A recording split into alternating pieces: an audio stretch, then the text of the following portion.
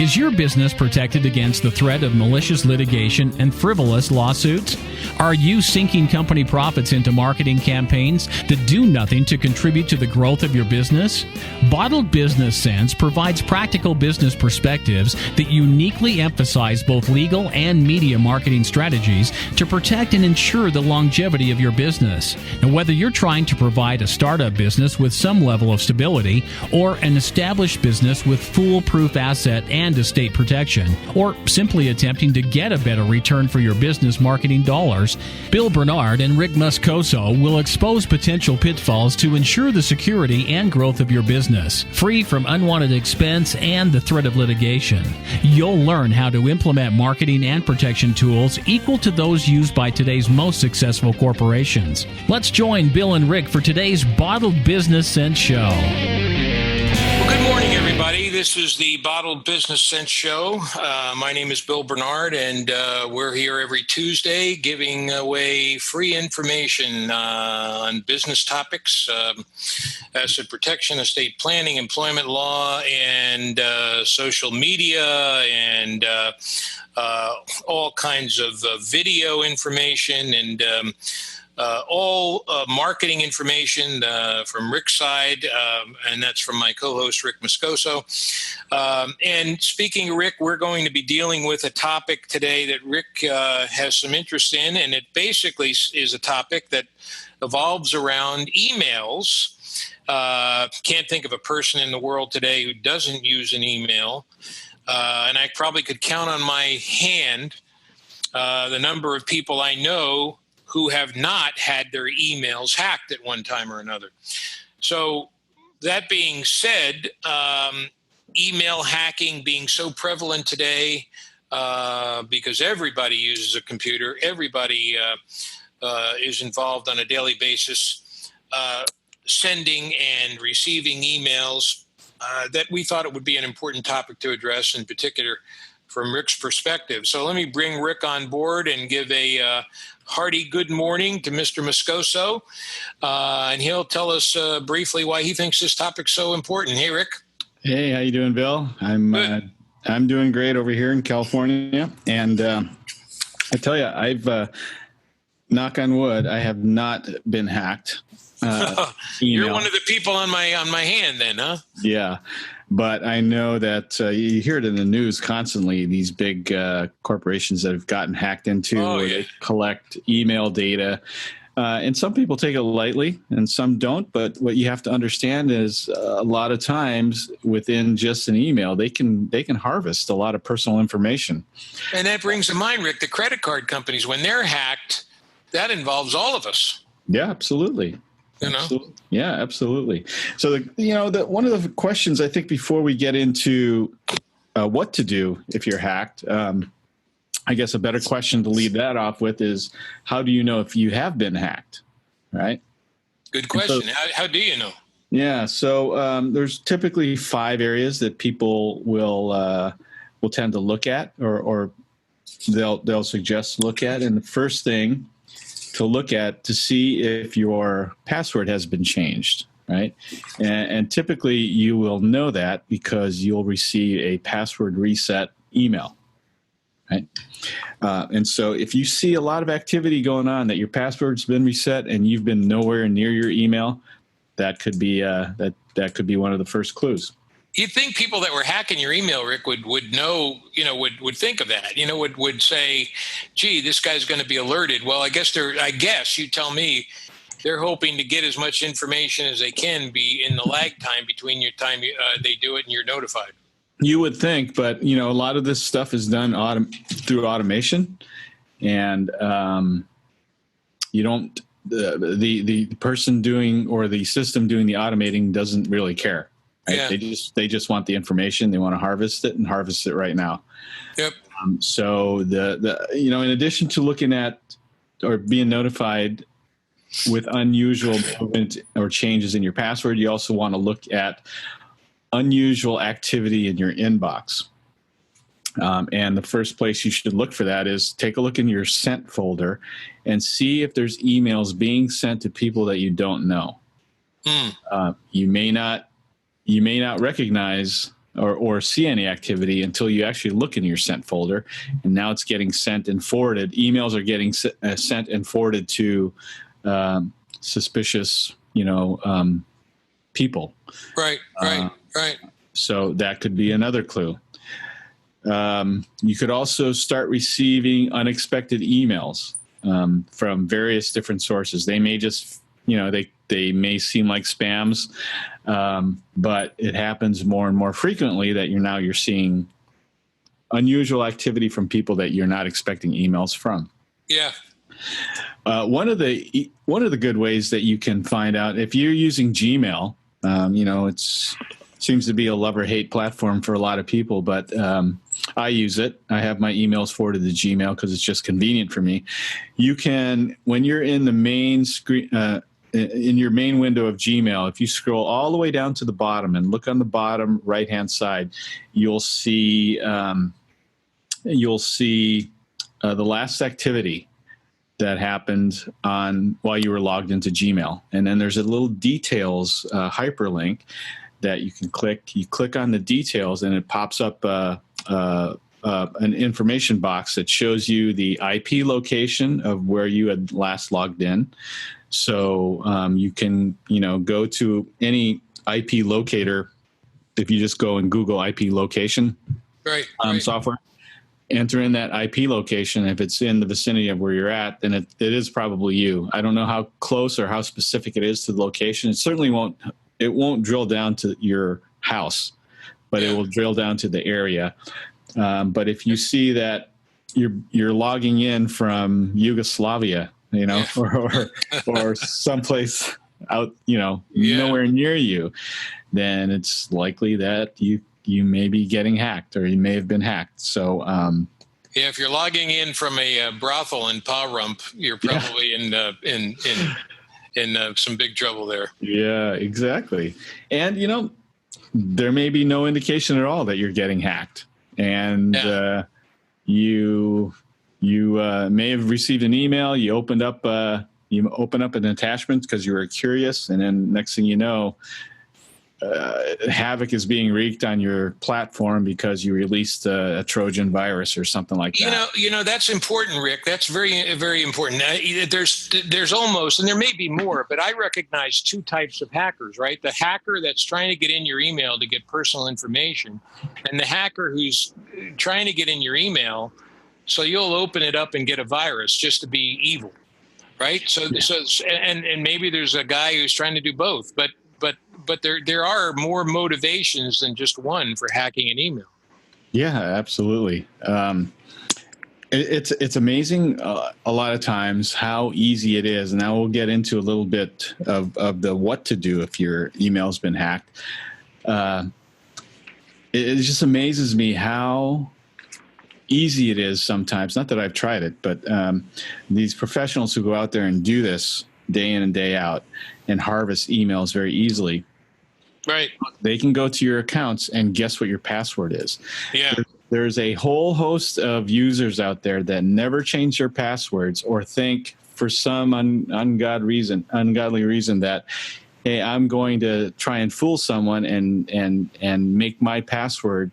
Yeah. Use the password, right? Yeah. Or password 1, 2, 3, 4. No, that's the first thing they probably try, right? Oh, geez, that. Yeah. Or don't be surprised. I mean, if they have already surfed on the internet, found out a little about you, and know that you have a dog named whatever it is, Fluffy, they may even try that as your password. So be very, very careful on the password that you use. Make it very difficult to guess what it is. Hey, Rick, I noticed that in reading some articles about this in preparation for the show, there's a lot of this term is always thrown about. Maybe you can explain it to the viewers. What exactly is meant by the phrase the dark web? What is that? What is the dark web? The dark web. Well, is that just a group of is that just a name given to people who want to do nefarious things to other people on the internet? Yeah, in essence, That's what it is. I mean, there's a ton of underhanded things that goes on in the internet, and we won't get into pointed. Well, I think what they do is they take the information they get from hacking you and they put it on the dark web. Yeah. So and they sell it. Yeah, exactly. And people have access to it. And so we mentioned that, I think, folks, to really impress upon you how important it is to follow these tips, because you don't want your information floating around on this so-called, dark web. That's right. Yeah. So, if you've been hacked, change your password, change your email password. Here's another tip. Is a lot of times we're very lazy in what passwords we choose, and we'll typically, whatever we use for email, we'll choose for social media platforms and everything else. And, right. And God forbid it's the same password that you use for your bank account. Oh, God, yeah. Yeah, so be very, very careful what you use. Try and be unique for each platform so, that password doesn't follow you around. Right. I know the majority of us do that. I do it, or I used to do it. And it's not good practice nowadays to do that, because the hackers out there are pretty savvy when it comes to getting that information if they really want it. What about letting people who typically communicate with you, letting them know that you have been hacked? Yeah, I get emails every once in a while from friends who have gotten hacked. I remember a while ago when Yahoo got hacked. I think that was in 2013 when their emails got breached, and a lot of stuff was going on. Or I think 2013, 2014, and there were some attachments to these emails that were being sent from hackers on behalf of some friends' accounts of mine. And first thing, you want to make sure that they're not opening up this stuff. If you suspect any bad activity coming from your account, make sure you let all your contacts know, so that virus, if there is a virus attached to that email that was sent on your behalf by a hacker, that they're not opening up anything. Until it's all clear. So be very, very careful, and be judicious, and let your friends know that somebody got into your system. And changing your security question probably would be something. Yeah. That would certainly help too. I know Google. Our Gmail has it. Most of the platforms have it, where they'll ask you for a security question. You may want to change that along with changing your password. I have a friend who's in the real estate business, and he changes his probably once a quarter, if not once a month, on all of his platforms. Yeah. And it's also interesting, Rick. I got an email a while back from Twitter. And then it was directing me to go to Twitter, and Twitter said, hey, you can set your account to this secondary authorization. In other words, before you can even log in, you'll have to tell us you want us to send you a code or a text or something, right? Yeah. And then you put in the text. I forget if you put in the text either. Before I guess you can log in. You put in the text, and then you can log in with your password and Yeah, typically what happens is I'll get that from Facebook. So if I'm using an app that I want to tie into Facebook, right. I will get that notification that comes up, and it will require me to enter that code. And because I've entered in my phone number or my mobile number already into whatever platform it is, it'll send it to that. It'll send a text to that number, and then you can. And it's typically a 6 to 8 number verification code that you can enter in right away. Right. And it's just another layer. And and people have to don't be lazy about this stuff. I mean, I know it's maybe a little bit more of a hassle, but think of it in the big picture. Something really nasty happens to you, then they got to go hire me, right? Yeah. So I'm telling them not to give me the money, to make sure that they go out and try to take put these safety nets in place. One of the things I do, Rick, is I always religiously, and this is another thing that takes time, and I bet you people get lazy about. I always scan for both viruses and malware all the time. Yeah, that's a great practice to have. If you don't have some kind of malware software, you should get some, because and there's plenty out there for free, right, Rick? I know Malware Bytes, is it?